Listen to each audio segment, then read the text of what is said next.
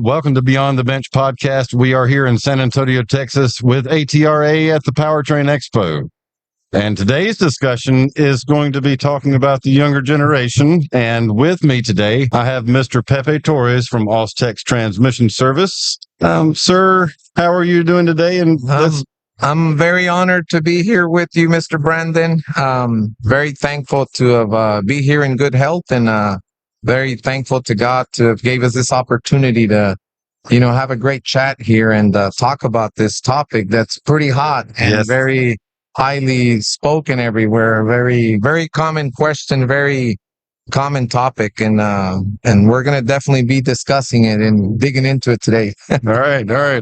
I'll start off with a little bit of an introduction. Pepe, tell us a little bit about yourself, a little bit of background before we get into that. Explain to everybody. Absolutely. So I'm a transmission rebuilder. I own a shop in north of Austin, Texas, in Taylor, Texas. And my full dedication, most of my time is spent rebuilding automatic transmissions, mainly the high performance and the diesel pickup trucks that are tuned and whatnot. And my main job is to control quality, make sure all the units are getting built right. I am one of the rebuilders.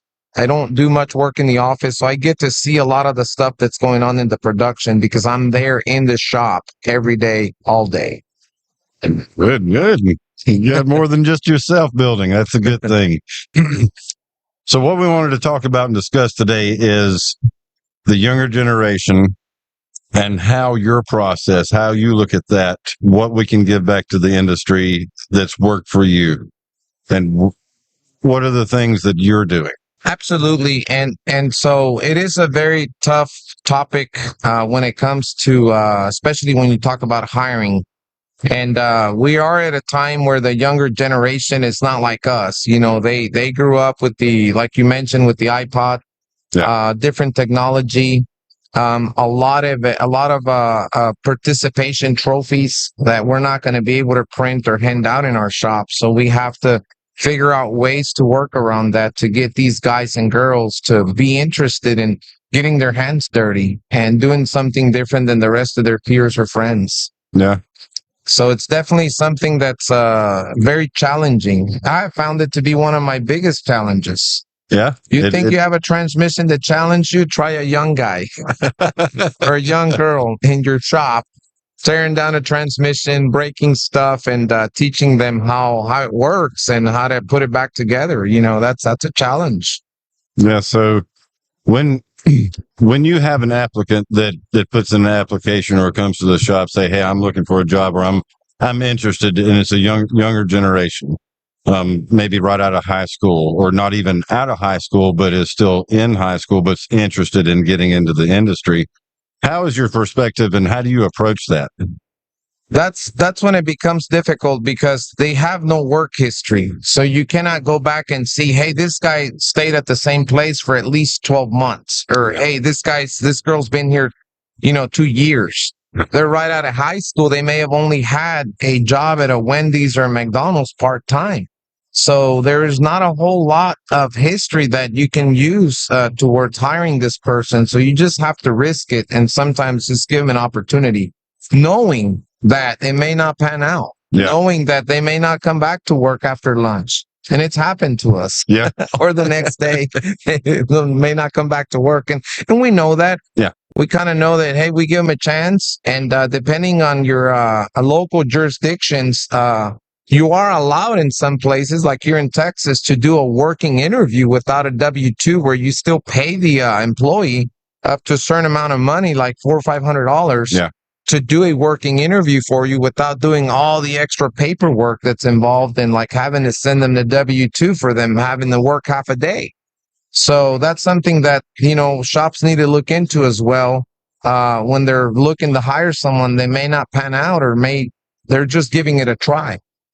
Once you've chosen somebody, how do you go into that next part of the process of, like, we'll start you from here. Where's the process from the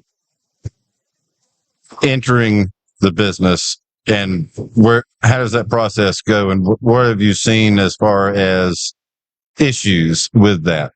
And what could you give back as far as like not just the good, but we're talking about the headaches and the struggles and what others can take from that?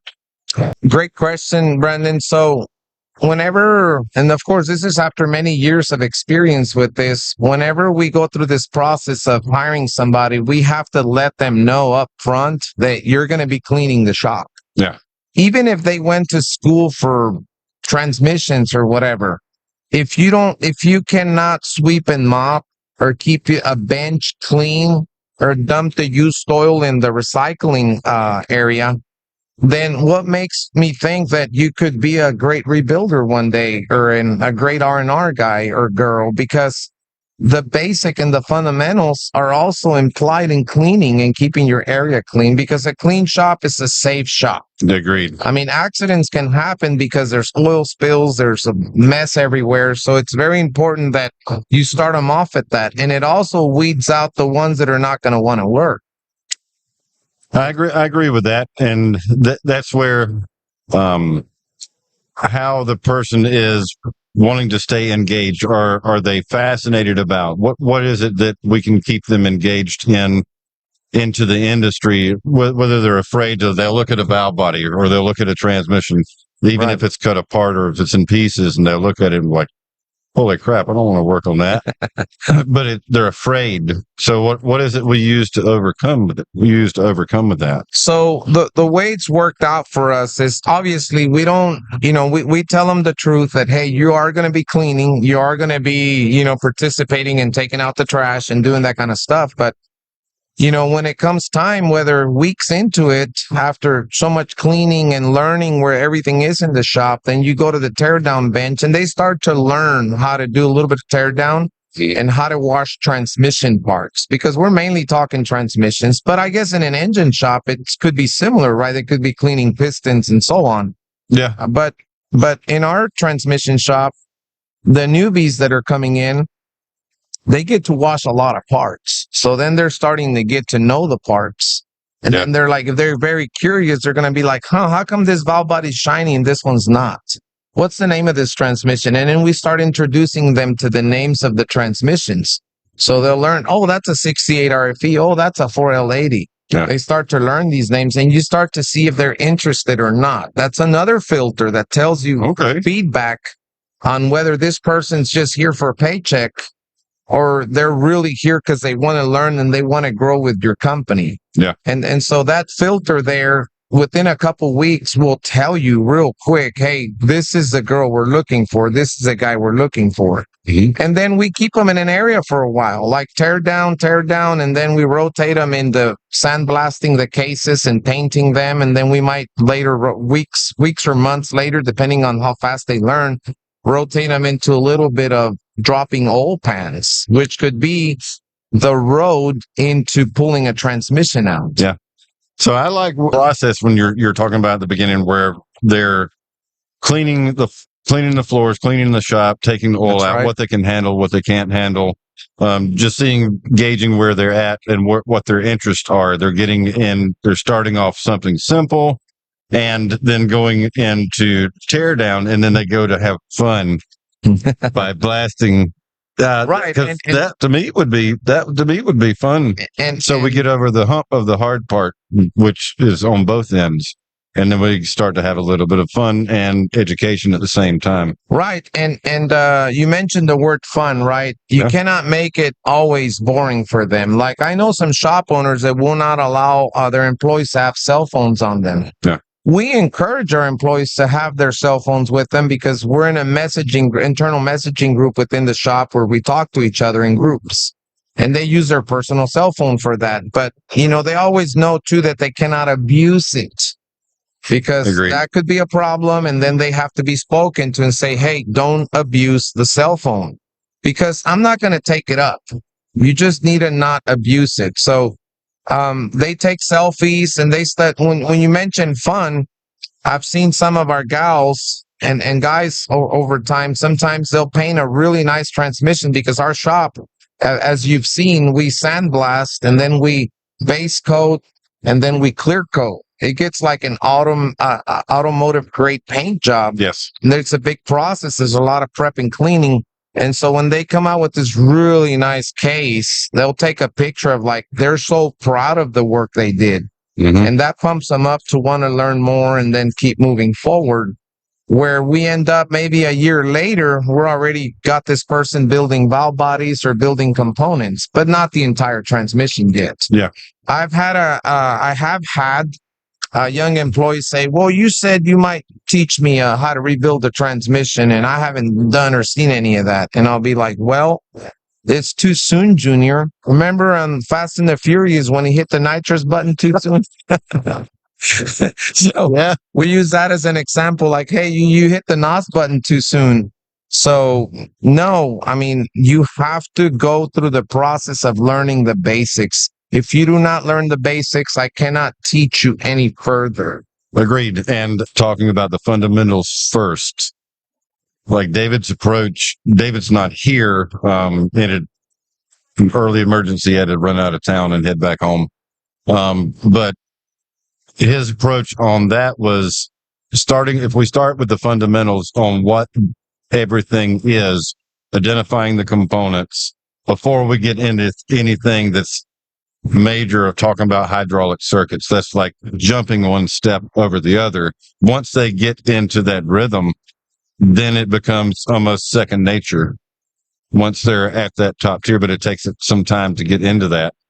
But David starts off by giving them a valve body and kind of dissecting and understanding how the valve body works and using a power probe to turn the solenoid on and off, or he'll bug it. But that's beyond understanding electronics first. Right. So in that aspect, if the person doesn't have an understanding of electrical theory, so that's where we go back to fundamentals. We're not even at that point yet. Right. So, my opinion, as far as fundamentals with your young generation, your young crowd, you also have to look at: is this a fast learner? Yeah. There's nothing wrong with someone that learns a little slower than others because sometimes they tend to do the highest quality work. And so it's okay to learn slow as long as, you do good quality work. And what we see is that when we have a component that's a repeat component, and this is where shop owners need to look at. Like if you're a shop owner and you do a lot of 6L80s, you have a ton of repeat work.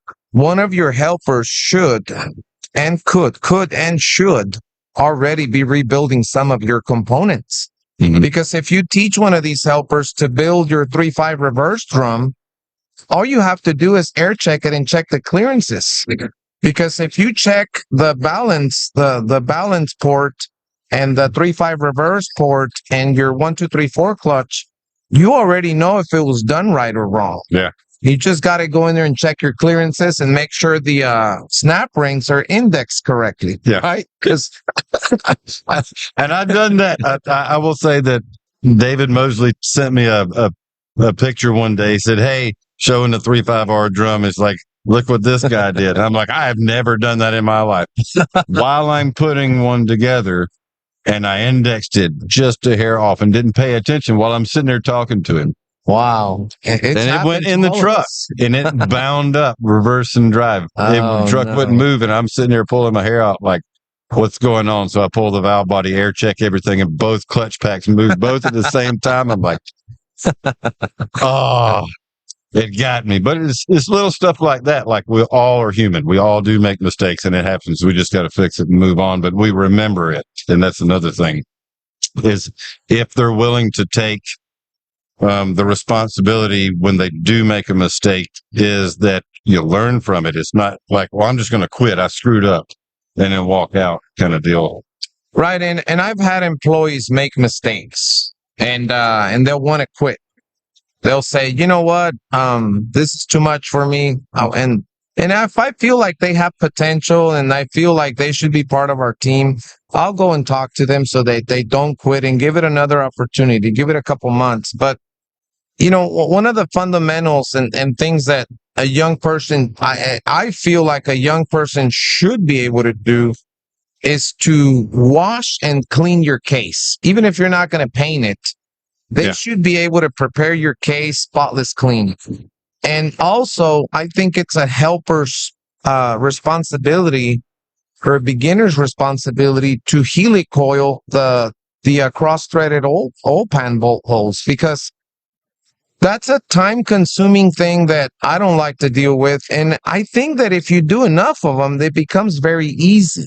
Yeah. And every shop has cases laying around that are broken or bad, and you could train them on those cases. I mean, how much are helicoils? Because they're going to ruin the first 2 or 3. But I think a case is a great place to start. Like buddy brushing the bore on the servo bore on a 4L60 case, fixing the cross-threaded bolt holes. And some of them may even have cross-threaded valve body bolt holes. You know, as they get older and they've been gone through so many times, they might also have problems there that your helper can fix. That they should be able to handle that. And that could be another gauge or meter to see if it's a keeper or not. Oh, okay. Because if you get a helper that's been there a couple weeks and you train them and give them time to helicoil a bad thread on a case, and they just can't handle it.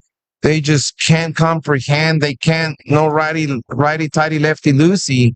Then they're not going to pan out no matter what you do. That's like a gauged indicator for you to know whether this person's going to work out for this or not. And that's just one example. There are so many other things in the shop that you could have them do to kind of tell your gauge whether they're going to be able to or not. I mean, I've had new employees within the first or second day that if they've been there a little, maybe a few days, and we tell them, hey, take this tail housing off or this bell housing off, and they've never had an impact in their hand.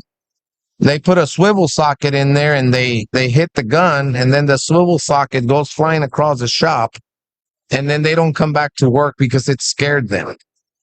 And I've also had employees quit because they've never been under a lift and it scares them, and they're like, I'm never coming back to this. So when we talk about tools, is there tool education on if they've never touched tools in their life?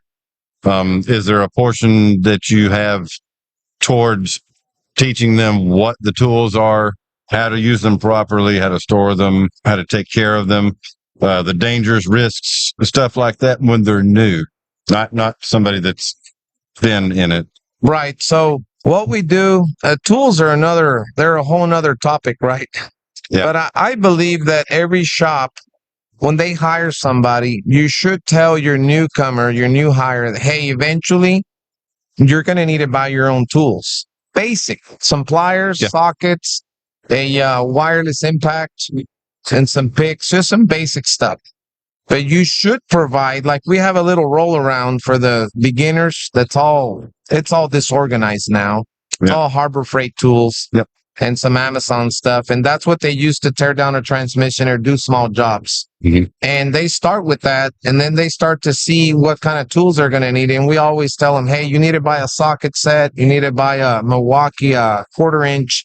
And they start to buy their own tools, because if they've been there a few months and they show no interest on buying tools, that's another gauge, because you're not asking them to dump thousands of dollars, just a couple $100. Yeah. So it's nothing like getting on the tool truck, because you don't have a tool truck that comes by your shop at all, do you?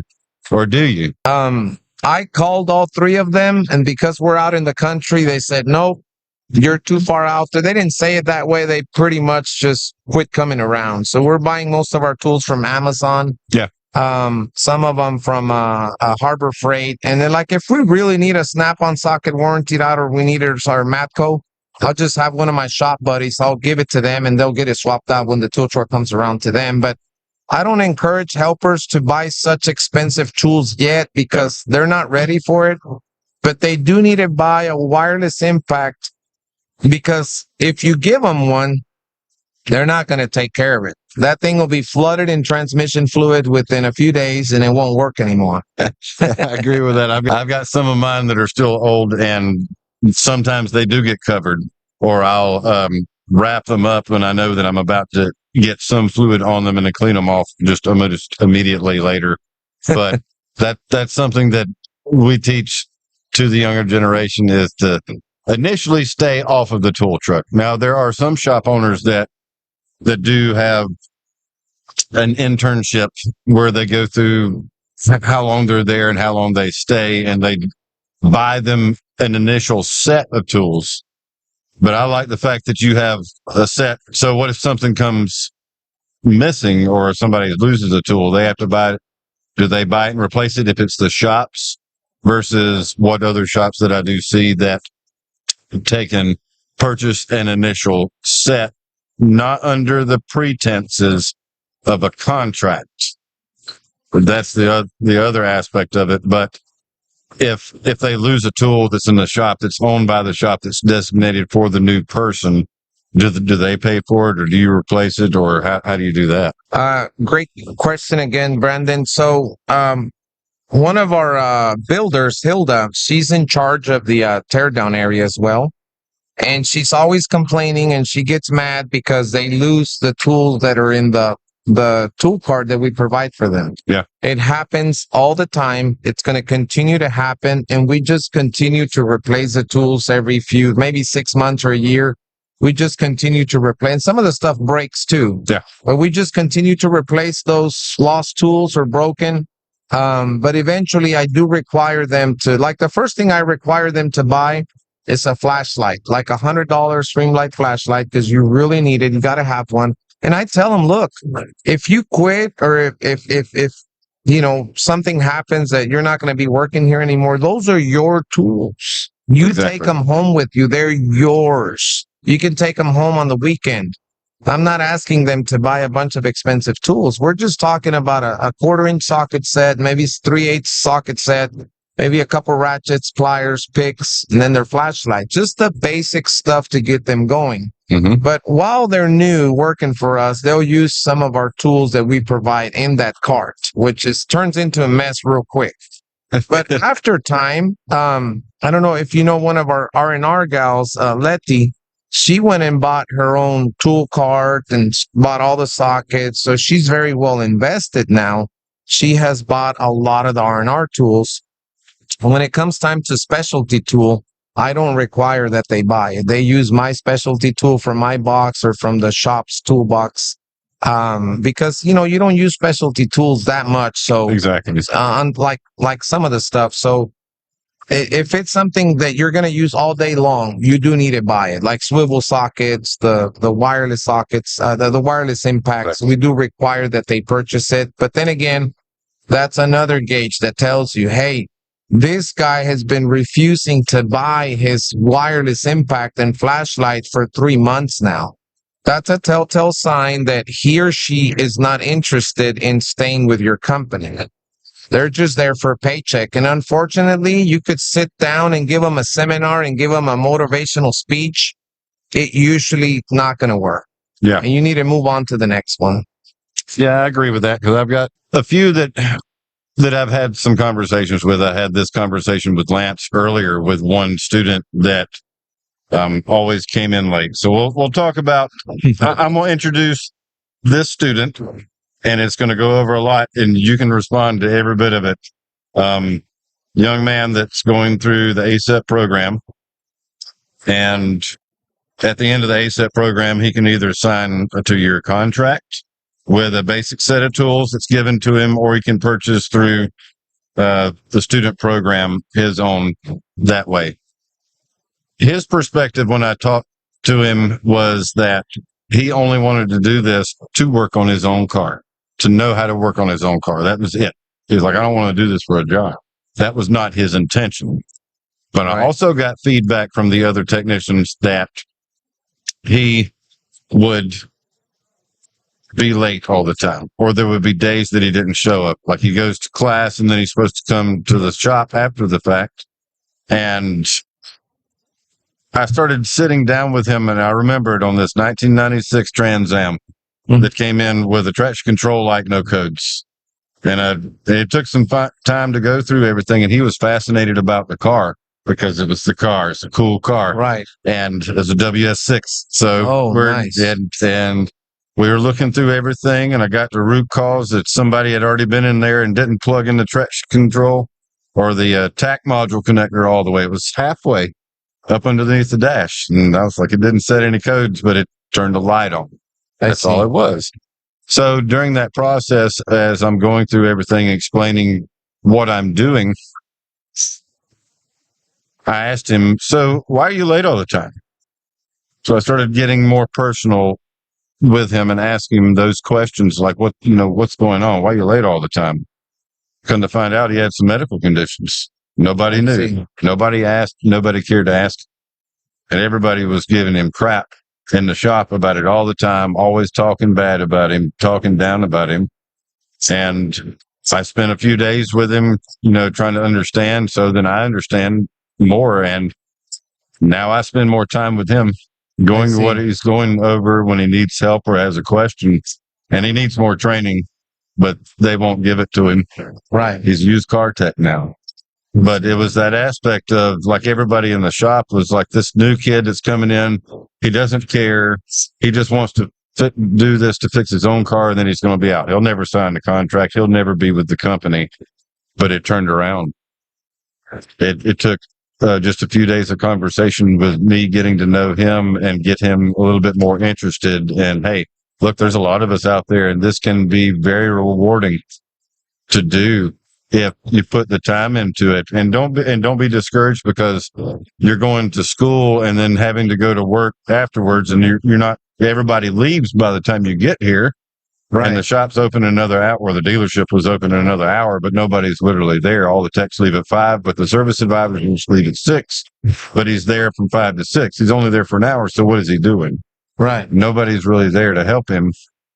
But into that aspect of where we run into problems where somebody's not interested, but they're doing it, how can we use that aspect to get to know them a little bit more better, to say, hey, maybe there's something you don't know to keep you interested. Maybe this is something that you do want to do. So how would you address something like that? So using my employees as an example, and when I say young, I'm still talking about some of the gals that are in their 20s. Yeah. Because, if we've been doing this for 20 years, then, someone in their 20s is someone young to us. Yes. But it also, you're 16 to 18 years old, same thing. And earlier when you mentioned fun, there has to be some fun stuff to be done at your place of business for them, or else they're going to lose interest real quick. And so it's not like you can bring a theme park to them, although I've thought about it. But the shops may not have the space for a theme park, but I don't. One of the things that you mentioned, you got to know this kid a little more. And I think that more than ever, it's not being nosy. I think that we need to talk to our employees one-on-one, have small conversations with them just to open up a little more and find out a little bit more about each other. One of my youngest guys that's 18 that I mentioned to you that he's a challenge. And I hope that when he watches this, he's going to be like, oh, really? I'm a challenge, like I'm a proud challenge of Pepe. I'm going to use him as an example that, I see he does some stuff that's fun to him, but I know that some of the stuff he does is no fun at all, like especially when he gets the dirtiest transmission case that come out of a old 4R100 truck that was leaking oil. Yeah. So that may not be that fun, but I think that keeping them interested in getting to know them a little bit more about what they like. What kind of things do you like to do on your pastimes? And if they're very quiet and they don't want to open up at all, it might just take more time to get to know them. But I feel like you just have to spend the time to talk to them, to see what they like, what they do on their spare time. And one of the things and ways that you can know that about them is by seeing what they do in their social media. So when I see that my gals or guys start posting stuff on their personal social media about a cool transmission they just painted or installed or a tear down, that makes me really happy because I can see that when they're getting the likes on the stuff that they're posting, it's pumping them up. They're doing something. I can see, hey, because think about it. If they did not like it, if they were just there for a paycheck, why would they post that on their personal social media? I agreed. And then it's also that the fact that they're even posting it is they're taking pride in their Yes, they're work. taking pride, and I even share their posts too. Yeah. Like I've seen Letty, she'll make a video of herself, installing a 10L1000 or a transmission, and she takes short clips, and because then someone's gonna be like, "You're too slow." Yeah. But I'll share it, and I really feel like, hey, you know what? She enjoys it. She likes her job, and when you have a new kid or a new girl working at the shop, you kind of have to look at what they like doing as well. And ours, some of us older shop owners that grew up in rough environments where things were thrown at you and you were given all the squeaks and rattles and all the dirty work. Yeah. We have to think about, hey, these kids, we cannot do that to them or they're not going to show up to work tomorrow, and who's going to do the work? So what I'm saying is, you don't have to build a theme park in your organization or in your place of business, but you can do cool stuff. Like I've been blessed with a pretty good property where we built our shop, and we've made ramps so you can jump on the ATV. So Oh, yeah. hopefully in the future, we're going to buy more ATVs or let them buy them. We have a little shooting range in the back. We have a lake across the street from the shop, so we dip the boat in there all the time. Lately, we've been busy. We haven't done it, but Yeah. it's a little bit of a theme park thing The going stress on. reliever as well. Yeah, and they Get your love mind that off. stuff. Like if you're in a monotonous day or you're having a rough day or something like that, or you're struggling on something that you just can't figure out why, but you don't want to get so mad to throw tools across the shop. Just Right. go out and blow off some steam, get your mind on It something, really focus on does something help. else. It really And then come back. It takes a ton of stress out. Now, when they're new, I'm like scared to death sometimes. I'll be like right next to them, make sure they don't point that thing at their feet or keep the finger in the trigger, because I give them like a little bit of gun safety lessons before we start, because I have to be right next to them. Once they take their first shot, even if they've shot before, we take the extra precautions and the extra safety. That stress relief stuff starts to come through, and one of the things that with these young people and I call this the theme park, right? Mhm. That I see some other shop owners don't do is that, like, every Friday, as you know, I cook for my entire staff. Yes. And if someone comes by to visit, whether it's a customer or supplier, they're also invited to the feast. And we cook a bunch of meat. We cook a bunch of great stuff every Friday, and everyone gets to eat. And we also don't talk about any problems in the shop. Sometimes they do amongst themselves, but I also don't want to give them the stick while they're having the carrot. That's like their own time to mingle, to laugh. They laugh a lot. But I'm not going to be like, hey, you guys, we got to come back because of y'all, and you guys screwed up. I don't do that during lunchtime. It's just not the time to do it. No, that's not the time. It's not at all. attractive to a young person to go through that. I agree with that. If we keep the subject line directly towards where we're at up into your process of before they even get into R&R or doing sub assemblies, what is it that your secret is that you're always mentioning? Well, if any of the females, because I have a lot of good female technicians that are on social media, they do a lot of good work, and a lot of them get a lot of bad hate because they'll say, well, you belong in the kitchen. What are you doing? And they get a lot of flack because of it, but they're really good mechanics. A lot of really good technicians there are. Right. There's a lot of bad jokes out there about, telling women you belong in the kitchen or you this or that. And one thing that I mentioned earlier in this morning's seminar, because, the seminar's limited to 2 hours. And I took a couple minutes to talk a little bit about this, like 3 minutes, because it's not part of my seminar and I don't want to, take into their time. And I said, look, you guys have to start, trying out young people, and you have to start trying females, because if you look over there, my staff, those are not all office girls. They are technicians that work in the shop. They're just girls. Yeah. They're females.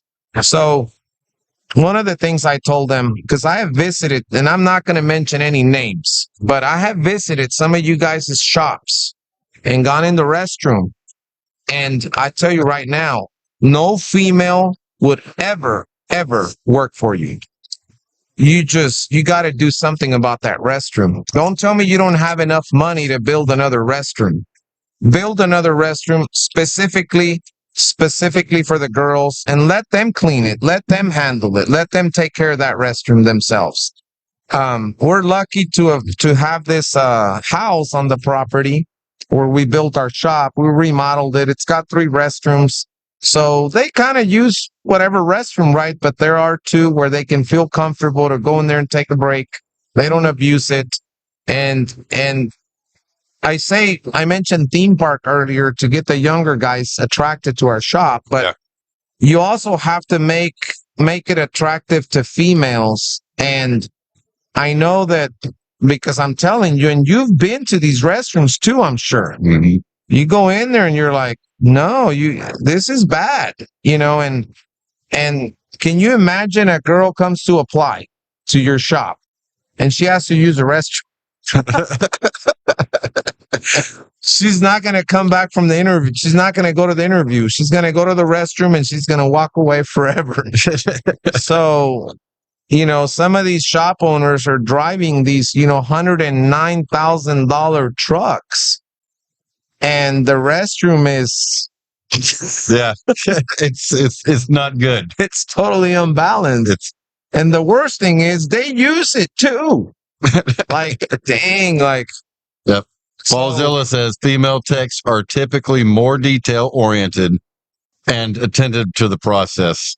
And I agree with that. That's what my wife is. She's that. She brought that up earlier, talking to the couple that was here that you brought up to me about. But yeah, I agree, Paul. Definitely. I think the part He's of a our transmission builder as well. He's Awesome. in Arkansas. Hey, Paul. And so some of the like the 68 RFE valve bodies nowadays in my shop, I just do a visual before it gets sandwiched back together, because it's the females that they make their little assembly line. Yeah. And then they put all the check balls in, and I do a final inspection, and then they sandwich it, torque it down. And then when I do the final build on the transmission, I do another retorque on the valve body bolts. Yeah. And this valve body may have been sitting 1 to 4 days on the shelf.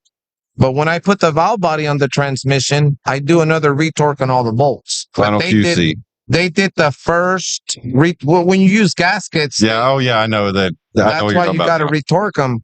And part of our valve body success is because they're very detail oriented, very clean, and they're very organized, and they do such a great job. And they'll do like 5 or 10 at a time, where they're going to be like, today, Hilda would be like, we're going to tear down 10 valve bodies. So her helper goes and gets them, tears them down. Then we decide whether they're getting Sonax or Transgo. Like if it's anodized late model and it's got a little bit of wear, we'll run the Transgo oversized. If it's already been bored with Transgo and it's wore out, then we cut Sonax all the way through. So she makes that decision. Then it gets vacuum tested and she writes down the vacuum numbers on the valve body. And that type of organization, I'm not saying guys can't be organized, because Jerry, one of our builders, he is extremely organized. His tools and parts are way more organized than mine. Dang. I've seen your builder in your area. That doesn't mean that guys aren't organized, but if you take a percentage, the females are going to be more organized. And another thing is that I was mentioning earlier, one of our younger females, she doesn't have the strength as some of the guys. Yeah. And so she'll be like, hey, I'll clean this area up real quick for you while you get that transmission down with the forklift, because I need to tear it down. So then one of the guys will grab the forklift because she doesn't feel comfortable using the forklift, and I don't blame her. And I feel like she would need more training to be safe with it, because you have to be very safe, because forklift accident could ruin your business, And so they'll bring it down because if it's on the third rack, that's the dangerous one where you got to be real slow and careful bringing that pallet down to make sure there's no one standing around and so on. So I see how they help each other out. How do you say it? Complementing each other's weaknesses. Agreed. Working together. And so when you have females in the shop complementing each other's weaknesses, that's like a badass system. That's a badass balance. You're balancing out the guy's weaknesses. So, like, for example, the hot flush machine, it needs to be serviced every so often, right? So Letty, one of my R&R gals, she services that machine, and she also services the compressor, the outside. We have a compressor inside, one outside. The backup one inside doesn't need any maintenance because it's smaller, and it only comes on when we're sandblasting. And so she handles that already by herself. She'll be like, Pepe, we're going to need more compressor oil. We're running low. She's already taken that responsibility by herself. She remembers. Whereas some of us guys will remember. Or just keep going and keep going. Our oil lights on in our own trucks blinking. Yeah, I know that feeling all too well. I think we've been blessed with this system of hiring more and more females. And like I've said in the past, I don't discriminate. I hire boys and girls, but more girls have stayed with our company rather than boys. So that's why the ratio is so far off, because sometimes on a given day, we'll have 10 females total working and then 3 or 4 guys. Yeah. So, that's why our restrooms are universal. They can go in and all the restrooms are always clean, spotless clean. And they get checked they have a little check like in the restaurants. Yeah. Where they have to check off their name. So the last person to clean it. Also with that, when you talked about the checklist, Jason Ollinger is another technician that's at a GM dealer at Guatney GMC. He asked a question not too long ago and even tried to get Chat GPT involved on how to put a checklist together for the quick lube. Just the quick lube guys that they're training coming in, that they want to make sure that everything is done. Like full process QC and everything before it gets turned around. It's just not like 5-minute oil change where you're in and out. He wants a thorough process on how to train the new hires in that process. And I do like how you even just implement that and keep that way through the whole process until it's gone, until like either the car or the unit's gone, because you do both carry outs and in-house. And we have different checklists that have changed over the years. And many years ago, I had an employee that he liked to talk back a lot. And I was younger, and I would let him sometimes, because sometimes he would have a point. Mm-hmm. And I remember he said, well, you guys keep changing this dang checklist. I can't keep up. And ever since, I learned so much from him, because I learned to tell people every time I hand them a checklist, I say it's subject to change. It could change tomorrow. That way they know. We found a problem. We need to fix it. Like I remove steps. Yeah. Like when we remove regulations in the government, it frees things up. I agree with that. Like some of the stupid regulation to do the entire checklist for checking everything on the vehicle, I narrowed it down to just check for brake pads, just check the engine oil, check to make sure the vehicle is safe to be test driven. Yeah, safety first. Safety. We're not going to look at the air filter unless we feel there's a problem with it, unless we feel like the mass airflow sensor's got a bunch of Can-Am oil or any kind of oil. So, yeah. This checklist, they hate it at first, and they hate it when we make changes, but then it gives some safety and pride that I did a good job, because every step on there, if they follow it, they can't get it wrong, especially that step where it says that you must put red thread lock on the torque converter bolts on a diesel. Mm-hmm. On a gas too, right? But, you can't forget to do that on a diesel. Flush the oil cooler. What did you do about the oil cooler? What did you find? And so in our group messenger, internal from Google, called the Google Hangouts, there's a group in there called the technician team, the transmission team. And in the teardown team or trans team, they will post a picture of the Oberg filter from the hot flush machine and the customer's name. Let me tell you how important that comes in, because later on, and then we could talk about this for hours, but fast forward a few months, vehicle comes back with a converter shutter or something or a different problem, and then you're like, what happened to this vehicle? Why did it fail? Let's see what failed originally. How did the filter look? So that's something very important. It's in one of the steps to do. And I feel like technology for young people is a lot easier to use than some of the older people. So for them, taking pictures of their process and putting the customer's name and then having a history comes second nature to them, because you've seen how some of these young kids can text I know. like I know. so fast, and you use that to your advantage in your shop. I use a lot of voice to text, and if I'm busy enough to either try to get back to somebody and I'm walking around, but my mind's somewhere while I'm responding to a message, and half the time it doesn't exactly say what I'm exactly saying, and it'll get sent out, and then I have to correct it. But I've gotten so used to not texting that using voice to text, but I'm also learning to look at it as I'm talking to make sure it's telling what I'm wanting it to say versus autocorrect, Right. stuff like that. But yeah, I get that, because technology, it does help. It helps them a lot. I think there may be only 2 or 3 technicians that was at the dealership that would even try to do anything like that. Especially when we talk about DVIs. I know it's a hated discussion when we're talking about DVIs, but it depends on, how they're getting paid on that. If they're doing it for free, I know a lot of them are not going to do it at all. Right. But then we get into social media training, because they technically are becoming they're making clips and having explained that to the customer. But I don't know if it'd be something and your aspect to be just in internal notes versus the customer. The Google Hangout, those internal notes and pictures can be asked, and I'll get a quick message that says, "Hey, Mr. Pepe, can we send this picture to the customer?"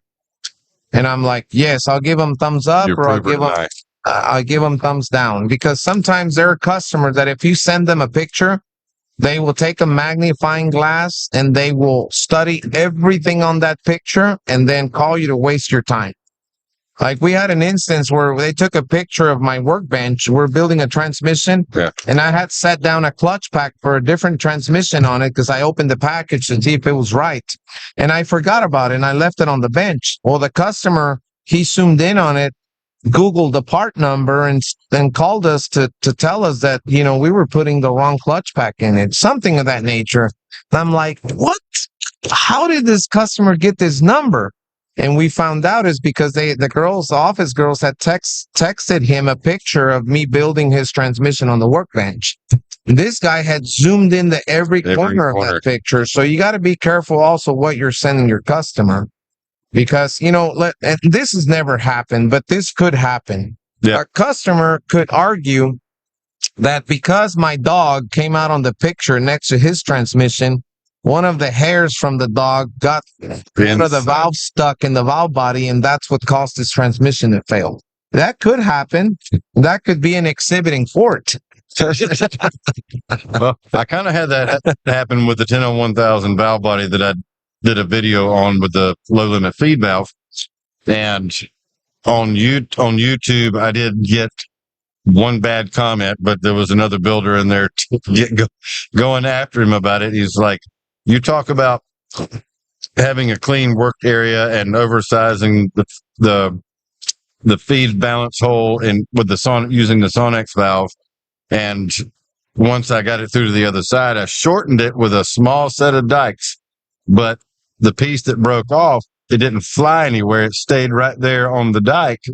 And one person nitpicked on that, said, "Well, you talk about drilling and then cleaning the shavings off your work area, and then yet you do dikes like that, and you didn't check to re-clean behind. It could have flown in the valve body." I'm like, I've got eyes. If I would have seen it do that, then I would have immediately added that into the video. But yeah, I get it where they nitpick on stuff like that. Internet's rough, and you have to understand that going into this, that you, and not just the internet, but sending like your customers updated pictures and stuff like that, it can get you in a little bit of trouble sometimes. But referring back to our younger generation, I think that shop owners should clean up their shop, make their shop more attractive to younger generation, and use these young people skills with their thumbs to make the shop more efficient. I mean, think about all the trips we save back and forth to the house,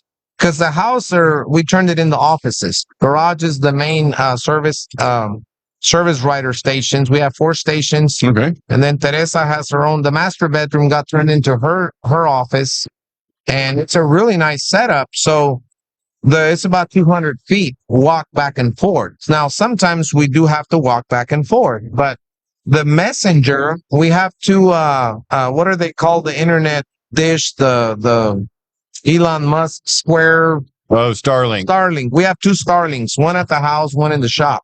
So we have a pretty quick back and forth messaging because we're out in the country. Yeah. Unless there's like a really bad storm, then we lose internet. But we quickly message back and forth. Hey, I've got this hot flush. It's good to go. It's going to need a air cooler because it doesn't have one from the factory. Pepe recommends a cooler. They'll take a picture, send it to the customer, do your upsell. So all this technology back and forth with the younger people. Remember what I'm saying. These young guys or girls, they know technology a lot better than some of us. And they can also type really fast, make pictures look nice, and do this kind of stuff. And so that makes up for their lack of how hard they push that mop. Because with time, you can just train them that, hey, you need to move that mop a little faster. And then maybe shame them a little bit sometimes. If you already told them 3 times nicely and kindly, sometimes they need to be shamed a little bit so that they can get moving, And so earlier you spoke about these people come in and apply to you. What do you do? And I'll say it again. Sometimes you just have to give them a chance, give them a try them out for a few days, a few weeks, and see how it goes from there. Because if you don't try them, you'll never know. Exactly. But if you want more females working in your organization, start with cleaning up your place. Make it nice, attractive. If you have a guy in there that speaks, that just isn't, I say bad words all the time, but I don't say obscene words or obscene things, we're very careful how we talk to each other in a very respectful manner. But if you have a culture where all day long you're talking about things that are not appropriate, they're not going to want to work there. I mean, no, you're never going to get a female to come work for you and do your valve bodies. Yeah. Agreed. Yeah. So that's another thing that shop owners would have to work on to attract these kind of people to come work for you. Do you want to discuss the gentleman that you're having issues with, or is it something along that lines that you're wanting to with the newer generation, like some of the headaches that we do have, where they're interested, they're into cars, or is it another aspect to where once they're in, they're enthusiastic? And is it something that we're trying to figure out why a certain portion of them that want to be there in the shop, they want to do all this stuff, but yet they stay lazy and they don't have any discipline or any want, any need, or any drive? It doesn't matter how much drive we give them. Okay, so what I'm going to do is give you an average of like a compiled story of how our younger male employees that are no longer with us, kind of what caused them to leave or what caused them to get fired. Mm-hmm. And some of these kids were interested in the transmissions in cars and all this, but because they're so used to instant gratification, they're used to seeing a 15-second video of the transmission getting put together, and then the truck is all of a sudden doing a burnout. And once you're in the real world, it doesn't take 15 seconds. It might take a week. Yeah. And they're just not willing to put in the work to get it from this point to that point because they're so used to watching things happen instantly. and they don't have a button on their phone that will make the shop get clean real quick. They don't have a button on their phone that will clean the parts washer. Yeah. And so that's kind of what we've seen over the years and especially the last, 2-3 years, where the younger generation just doesn't want to put in the work, and you can't do anything about it because you cannot force them to do it. They're not hungry. A lot of them have never been hungry. And especially if they don't pay any bills at home, that makes it even more difficult for them to want to, grow with you and put in the extra work, put in the extra effort. And it just makes it very hard. So the only thing I can say is that you just have to keep trying different kids till you get the right one that will work. And what I mean when I say kids, I also mean females as well. Yeah. Because it could be an 18-year-old that just got out of high school and she's just not wanting to go to college, and maybe she just wants to work at a shop, but she's shy to go in there and ask. And so if any of you young girls are watching this, I encourage you to go to a shop and talk to them. Hey, is it possible for me to ever put in an application here? Do I have a chance at all in this? Mm-hmm. If you worked at McDonald's for 6 months, you already have some people skills. You already have some work skills that you could use towards, working in a shop. And obviously in a shop, you're going to get paid more money. There's more money there than I know some hamburger places, they sell more than we do, but the majority of restaurants are going to have a lesser revenue than a transmission shop. So there's already more money being involved or paid. So that should be a higher motivation for them to want to come work for you. I agree with that. Touching on the aspect of the side where we're incorporating the fact that everybody's on social media and females in the shop, has been one instance, and I'll use this, that is on social media, and I just randomly see her videos every once in a while. I can't remember if she's either in Canada, but she's on the West Coast. But she's at a transmission shop. Her dad runs the shop, and most of her videos are either her mom's doing the recording and she's doing little stuff here and there. Some of that little aspect of that stuff where I'm seeing things of, I have a problem with it. I have a problem with it because I don't know whether she is learning or she is not learning, or it's just using it for like social media presence, but it's not showing the shop. So it doesn't do the shop any good in that aspect. And I'm not saying that as a negative thing, but I'm saying it as, well, a negative thing towards her as a person, right, or what they're kind of doing. But if I was seeing somebody in the shop doing that kind of content, I would be kind of more worried and say, hey, let's keep, maybe a little bit more professional on some things, or because it's almost perceived that she can't do a lot, or she's doing things that are either inefficient, or is it showing that the shop is inefficient? Right. It's like a gray area where I'm not trying to either down the person or lift the person at the same time, but more give back feedback on an aspect of that where we have both the guys and the girls both creating content in the shop. Right. Can you imagine if you had a customer, and I know this is coming, mark my words, that we're going to have a customer call us and tell us, well, I saw that young girl installing my transmission. She must have done something wrong.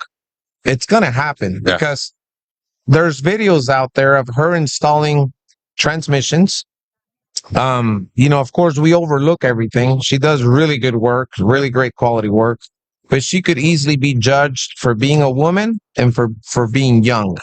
And sometimes maybe what you're the feedback that you're giving about this is it could be that they don't want to show the whole shop, or maybe the shop owner might say, you know what, maybe we don't want to put this out there because customers might not want to bring in their vehicle because we have a female building the transmission or working on the transmission. But then again, there could also be girls that just want to get the likes and, you know, the thumbs up and like, hey, it's a cool girl working on this. And Yeah. he or she may not know what they're doing sometimes, but they still get the likes and the shares and that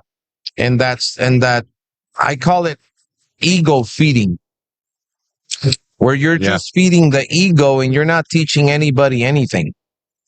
And I know that can be bad, and sometimes it can get out of our hands, because I know, like, sometimes I'll post something stupid and I get a bunch of great comments and thumbs up and I feel good about it. I'm like, hey, that's just feeding my ego. Mm-hmm. But did it really help somebody? And then I go back and look, maybe this guy really did know how to install this bushing and he saw how I did it and he's happy that he has a way to do it now. Yeah. And so, maybe younger people can maybe just be feeding their ego sometimes doing these videos where they're not educational at all, but they also have their friends and family that are cheering them up. Yeah. When they're doing that, and that pumps them up to want to do more of it. I agree. That's why I like to bring up that conversation, because I'm seeing some of them that do stuff. So I'm trying to understand, like, what's the purpose of the video? Because it's either we're picking up a transmission, putting it on the table, trying to remove the fluid pan, and then fluid gets all over them. And it's like, I'm trying to figure out what the purpose of the video is. Like, there's no information into it. Like, is this for clicks, likes, and views? Or is this something to, like, drive attention to the shop? Just random video. Most of it I really don't understand. I don't follow that person, but I randomly do see it because it's automotive related on my feed. Right. And because I look at all of them. Right. I look at all of them to see what they're doing, what's going on in the shop, what I either could add to that or give back. Mm-hmm. That's mostly why automotive is on my feed versus anything else. But right. And I want to bring something up. I feel bad that not only younger people, but a lot of people in our industry are watching these videos and watching other people do stuff. And there is so much, and you've mentioned this so many times, there is so much misinformation out there. And I feel bad for these youngsters that are learning. They're watching this guy do something and he's doing it wrong. And you and I both know it's wrong. And I'm like, dang it, man, he's just, just misinformation again. And this can lead you to a misdiagnosis, to a problem, or selling something the vehicle doesn't need. And there's a lot of it out there. And it's so hard for a younger person to pick and choose their battles of what they're going to watch. yes, Because they could be watching someone that has a lot of views, a lot of followers, and they're just, they're not doing good work. And you just know it, and you're like, well, they're just not going to learn to do it right, and they're eventually going to find out that it was wrong. And the other aspect of it is, if we try to correct, we have to figure out how to do that. We have to figure out how to figure out how to correct that misinformation without overstepping and saying, well, that either because of the following that they would have, or either some subject that's in the video that's either a hallmark moment, or something that's a heart-grabbing piece that's, oh, this is a situation, it's tugging on everybody's heart, and then we get into doing a repair, and then it's misinformation, either on the diagnostic part or involving in the repair part of it. But how do we do anything without getting involved, without it continuing to go? That's very hard. And in the earlier years, I just picked the phone up and say, hey, you're doing it all wrong. I didn't care how many followers you got. Right. I'm kind of feeling that way sometimes, but it's like, do I overstep and create drama? Am I creating drama, my own clicks, likes, and views, because I'm just trying to go against it and trying to, like, hammer in there that that's not the way to do it, and there's no way to not let it sound bad or Right. look bad in my position or in somebody else's, other than trying to you have to bring up like an educational situation of this, this, and this in order to put it into a perspective without it look like you're attacking the other person. That's Or the company, because it could even be a company that posted this. yeah. I've seen my area of expertise is like I build so many dang 68 RFPs that I mean, to me, it's just another walk in the park. But sometimes I've seen a couple videos out there of valve bodies and guys talking about the root cause of failure on a 68 RFE. And I'm sitting here thinking that is totally wrong. Like there is no, unless that thing was out of fluid and, but I don't have the time to go in there and, start a fight. Yeah. I just let it go. I don't. Sometimes it's just best not to comment, and it's best to let the people figure it out on their own that, hey, these guys are good at this, these guys are really good at this, and they're bad at that. Yeah. And sometimes these content creators, I know that, that they're maybe looking to, work on something they normally don't work on. And you got to be careful because you might be giving misinformation to someone that's going to trust you and then get it wrong and then order the wrong part or tackle the wrong clutch pack. If they're calling the clutch pack the wrong name or they're putting the wrong snap ring in there. I've seen if I'm scrolling and I see a 68 RFE something, my eye will quickly catch it. I'll stop and I'll look and see what's up. And sometimes I see all the mistakes that are built into it or what they're doing wrong. And sometimes I'll mention something and sometimes I won't. Now, if it's on a group like the Transmission Brotherhood or one of the private Facebook groups, I'll absolutely go in there and say, hey, this is not right. This is totally wrong. Or like one time, one of the technicians said, put a ground strap on the transmission case to keep that 5R110 from failing. I just straight up deleted the whole thing because I'm like, what if someone reads this? Yeah, and it's bad information. I'm setting them up for failure. It's proven information. Like I know, and I have all the proven facts that it's wrong, and I'm gonna delete it because it's gonna hurt someone one day. Now, if someone says use XY fluid in a Toyota, I won't delete it because maybe it works for them. Fluid discussions can go on for Forever. days, and I even mentioned in my class earlier, people have unfriended me because of fluid discussions. And, because I don't use OEM fluids in everything. Yeah. I like to use Amsoil across the board, and we're in hot Texas, so it works for me here. Yeah. If it works for me for 100,000 miles, it must be working for other people as well. And some of it doesn't meet the specs of some 10 speeds, but I like the way it works and it's working for me, and the hot shots have proven that it works. And if a young guy sees my video and says, hey, well, I'm going to start using Amsoil, and I don't work for Amsoil. Yeah.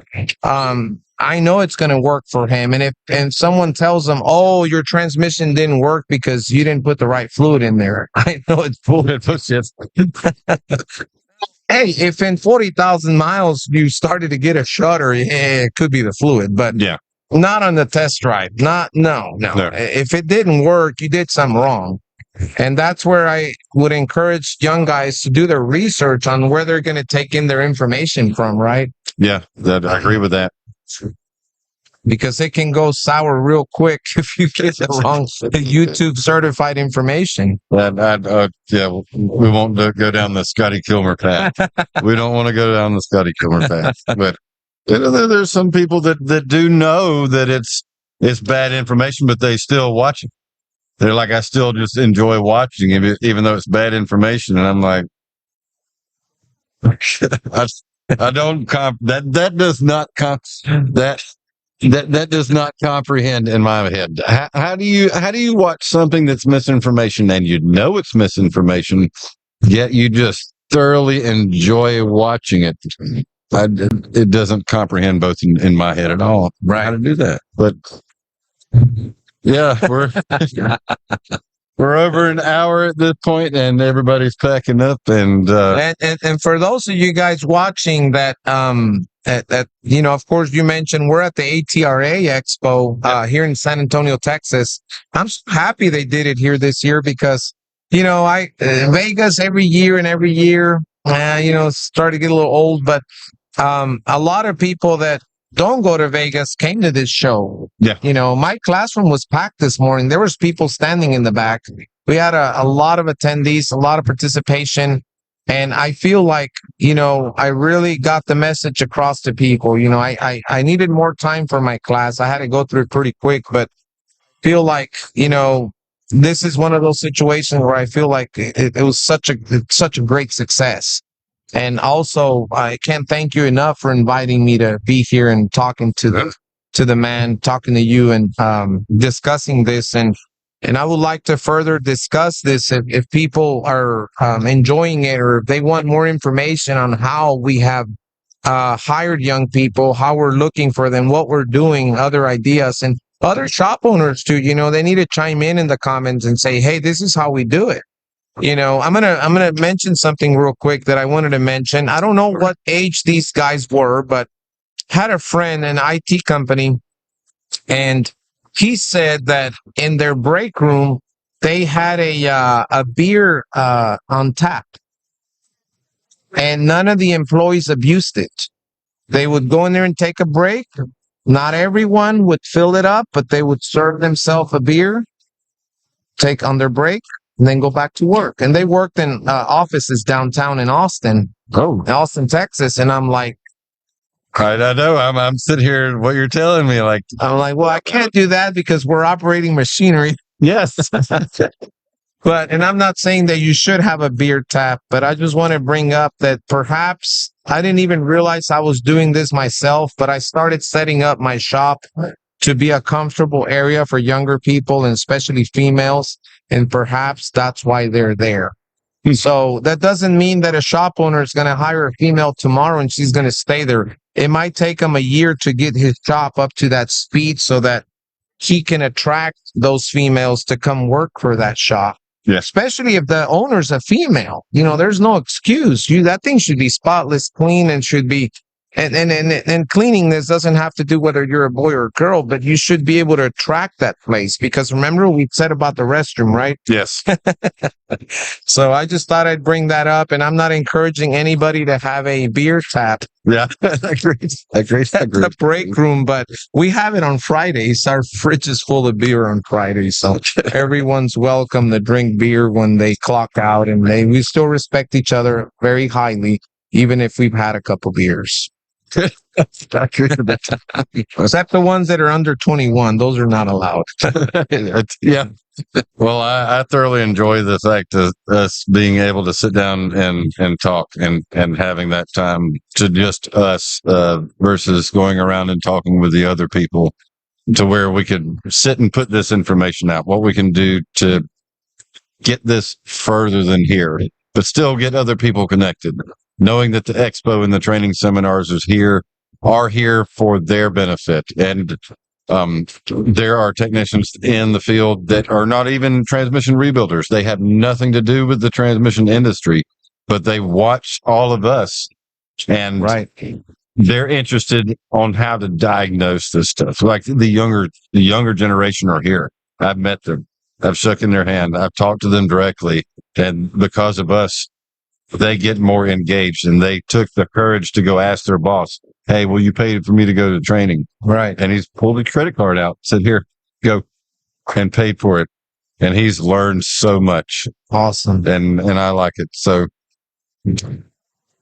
well, we will end this discussion today, and we'll pick it back up another day. And I'll show you how we do this over the air instead of one-on-one one day. I would love to. I think there's a lot more to be discussed, and we will definitely look forward to doing this again. Yeah. Whether we do it from our homes here or wherever we do it, I think it's important that we get this information, that we discuss this, that we look at the comments, look at what you think. How do you think we should do it? What should we do different? And any feedback you guys have from Expo, for those of you guys that were here at Expo, we got to have your feedback, guys. Feedback is very, very important. Constructive criticism, very, very important to me as well. Yes. Same here. So, Well, thank you for joining us here at the Powertrain Expo in San Antonio, Texas, with my good friend Pepe Torres, and a really good conversation. Thanks So- again, Brandon. We'll see you next time on Beyond the Bench.